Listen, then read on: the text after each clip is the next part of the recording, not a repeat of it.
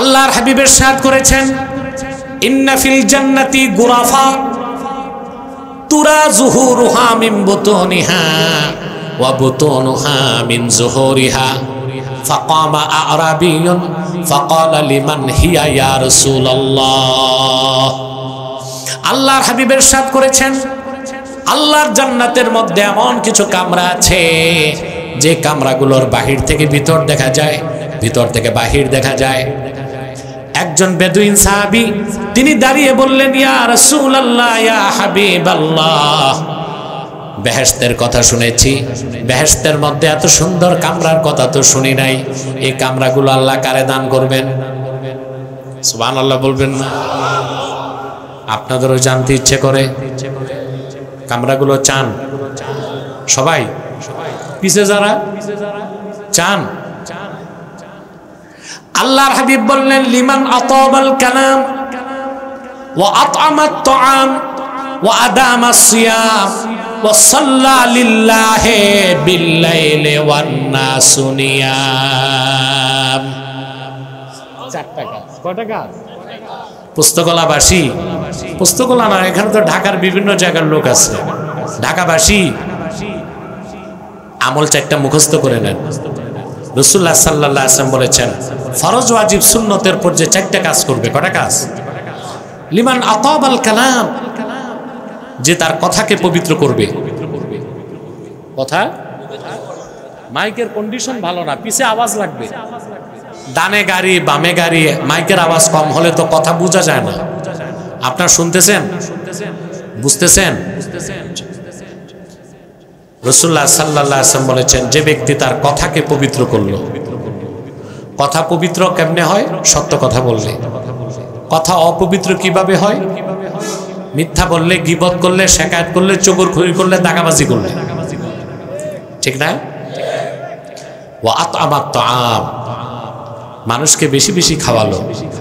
মানুষকে খাওয়ান। বাঙালি খাওয়ায় না, খাবার তালে থাকে।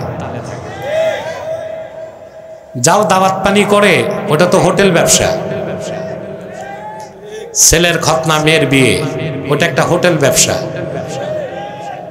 16 বছর দেখছি আমরা ডিবির হারুনের ভাতের হোটেল।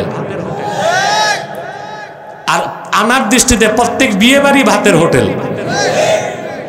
প্রত্যেক বিয়ে বাড়ি টেবিল থাকে। আপন ভাই রিক্সা চালায়, ওর গেঞ্জি থেকে ঘামের গন্ধ, ওরে দাওয়াত দেয় না। বিধবা বোনের দাওয়াত নাই। দাওয়াত হচ্ছে মেম্বার, চেয়ারম্যান, কাউন্সিলর, এমপি, মন্ত্রী। টেবিল থাকে। উদ্দেশ্য হচ্ছে দিয়ে যান, নিয়ে যান, খেয়ে যান। ঠিক না? অথচ তোমার গরিব ভাইটা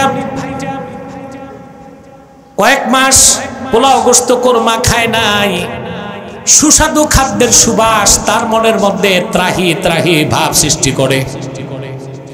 চোখের পানি মুছতে মুছতে চলে যায়। তার দাওয়াত নাই তোমার বাড়িতে। ধনী মানুষ দাওয়াত দিয়া তেলের মাথায় তেল দাও, গরিব ভাইটারে যদি পেটটা ভরে খাওয়াই দিতা, তোমার মেয়ের বিয়েটা আমার আল্লাহ রাব্বুল আলামিনের কাছে কবুল হয়ে যেত। আমরা এগুলো খেয়াল করি না। করি?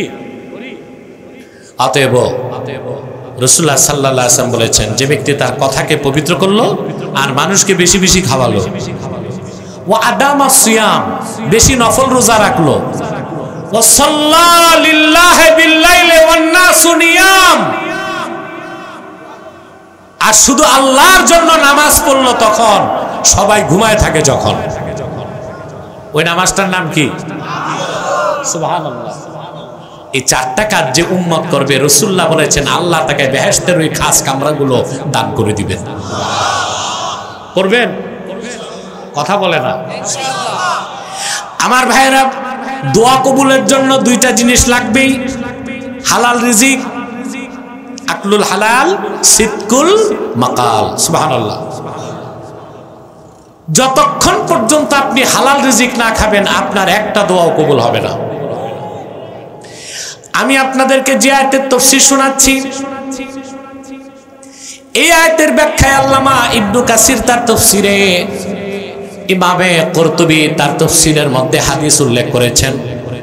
এই আয়াত যখন নাজিল হলো, আল্লাহ বললেন কুলু মিম্মা ফিল আরদি হালালান তাইয়্যিবা।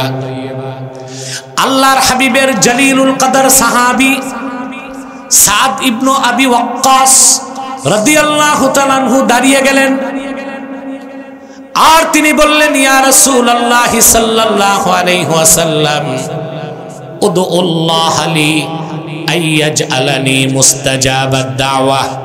আয় আল্লাহর রাসূল, আপনি আল্লাহর কাছে আমার জন্য দোয়া করেন, আল্লাহ রাব্বুল আলামিন যেন আমারে মুস্তাজাবুদ দাওয়াত বানায় দেন।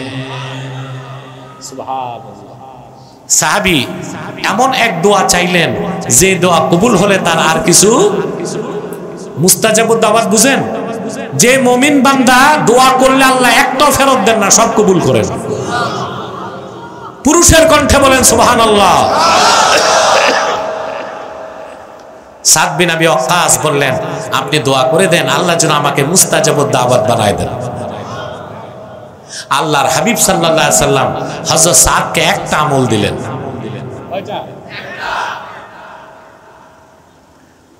বলবো?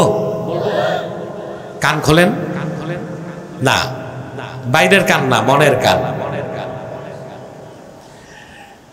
আল্লাহর হাবিব হযরত সাদকে আমল দিলেন। খুব বেশি নামাজ কিংবা রোজার আমল দিলেন না, একটা আমল দিলেন। আল্লাহর হাবিব বললেন আতিব মাতআমাক তাকুন মুস্তাজাবাদ দাওয়া।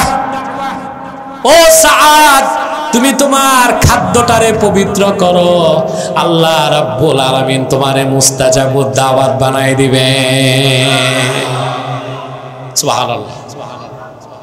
আল্লাহর হাবিব মুহাম্মদ সাল্লাল্লাহু আলাইহি ওয়াসাল্লামের যত সাহাবী ছিলেন তারা প্রত্যেকেই ছিলেন মুস্তাজাবুদ দাওয়াত।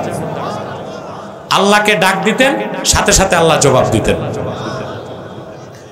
আজকে আমরা মুসলমান সুদ খেয়ে, ঘুষ খেয়ে, হারাম খেয়ে, টেন্ডারবাজি, দাগাবাজি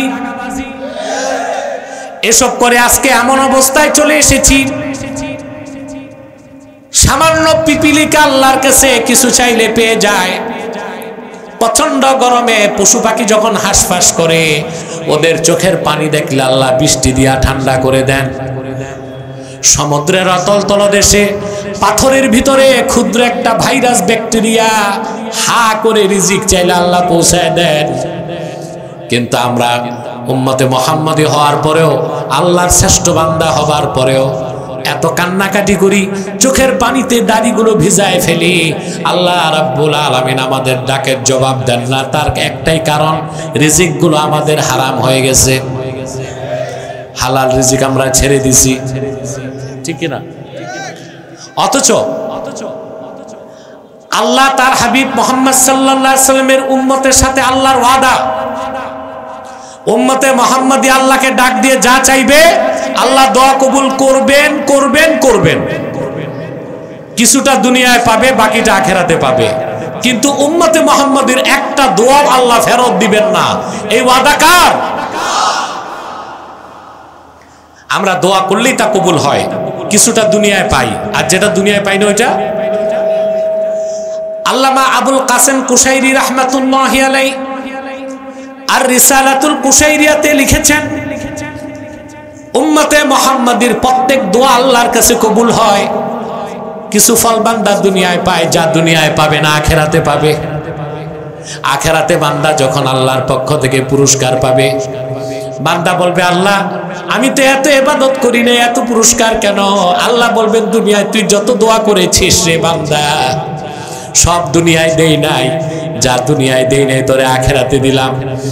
আফসোস করে মুমিন বলবে আল্লাহ তাহলে দুনিয়ায় যদি আমার একটা দোয়াও কবুল না হতো, সব যদি আমি আখিরাতেই পেতাম। সুবহানাল্লাহ। কিন্তু আপনি যদি হারামখোর হন, সুদখোর, হারামখোর, পরেরটা মেরে খান, রিজিক যদি হারাম হয়, আপনার হালাল না খান, আপনার দোয়াই তো কবুল হবে না। আখিরাতে তো দূরে থাক, দুনিয়া তো আপনি কিছু পাবেন না। কিন্তু আপনি যদি ইমানদার হন, হালাল খান, আপনার প্রত্যেকটা দোয়া আল্লাহ শুনবেন, বলেন সুবহানাল্লাহ। বুখারী শরীফে একটা হাদিস এসেছে, আল্লাহর হাবিব সাল্লাল্লাহু আলাইহি ওয়াসাল্লামের চাচাতো ভাই আব্দুল্লাহ বিন আব্বাস রাদিয়াল্লাহু তাআলা নাম শুনছেন না? তিনি খুদে সাহাবী। রাসূল করিম সাল্লাল্লাহু আলাইহি সাল্লাম কোথাও সফরে যাচ্ছিলেন, গাধার উপর সওয়ার হয়ে। গাধার পিছে রাসূল করিম সাল্লাল্লাহু আলাইহি সাল্লাম ইবনে আব্বাসকে বসায় দিলেন। রাসূলুল্লাহ সাল্লাল্লাহু আলাইহি সাল্লামের খুদে সাহাবীদের একজন। আল্লাহর হাবিব বললেন, ইবনে আব্বাস, ইহফাজিল্লাহ ইয়াহফাজকা তাজিদহু তুজাহাক। আল্লাহু আকবার। আব্দুল্লাহ বিন আব্বাস, তুমি আল্লাহর হেফাজত করো, আল্লাহ তোমার হেফাজত করবেন। যখন তুমি আল্লাহকে ডাকবা, তুমি তোমার সামনে আল্লাহকে পাবা। ইহফাজিল্লাহ ইয়াহফাজকা তাজিদহু তুজাহাক। তিরমিজির রওয়ায়াতে এসেছে তাজিদহু আমামাক। সুবহানাল্লাহ। তুমি আল্লাহর হুকুমগুলোর হেফাজত করো, আল্লাহ তোমার হেফাজত করবেন। হিংসুকের হিংসা, নিন্দুকের নিন্দা, হত্যাকারীর হত্যা, সাহেরের সেহের, আসিমের আসার, জালেমের জুলুম, দুনিয়ার কোন অপশক্তি মুমিনের ক্ষতি করতে পারবে না যদি সে আল্লাহর হক আদায় করে, আল্লাহর বিধানকে সে যদি হেফাজত করে। বলে সুবহানাল্লাহ।